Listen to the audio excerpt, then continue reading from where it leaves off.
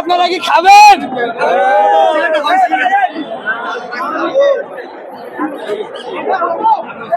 ভাই আপনারা কি রাস্তায় অবস্থান করবেন, রাস্তায় খাবার নিয়ে আসছেন?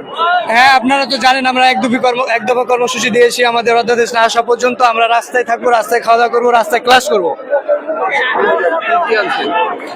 আপনারা দেখতে পাচ্ছেন আমরা চাল নিয়ে আসছি খিচুড়ির জন্য, মুরগি নিয়ে আসছি, সবজি নিয়ে আসছি, সবকিছু নিয়ে আসছি আর কি। আমাদের যে খিচুড়ি তৈরির জন্য যা প্রয়োজন উপকরণ লাগে সব নিয়ে আসছি।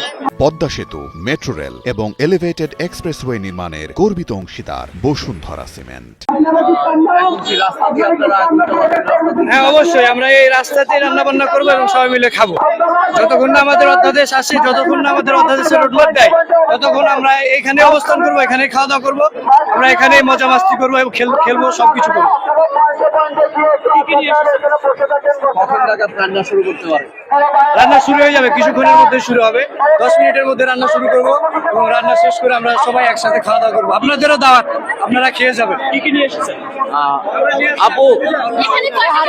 আপু আপনারা কি এখানে রান্না করবেন এরকম সিদ্ধান্ত নিয়েছেন? মাই গড ভাই, এক দফার দাবি দিয়েছি, রাষ্ট্র থেকে আমরা তেমন কোনো সিদ্ধান্ত পাইনি। তো আমাদের ছেলে মেয়েগুলো তো 2 দিন ধরে আন্দোলন করছে, 2 দিনই না খাওয়া। তো এখন আমরা একটু খিচুড়ির আয়োজন করছি, সবার পেটে একটু করে অন্তত খিচুড়ি যেন পড়ে। সারা রাত কি আনছেন আপু? খিচুড়ি, জাস্ট সবজি খিচুড়ি। এখানে কিন্তু ফুলকপি, বাঁধাকপি, তারপর হচ্ছে আলু, চাল, ডাল, পেঁয়াজ, এরকম অনেক কিছু কিন্তু এখানে নিয়ে আসা হয়েছে।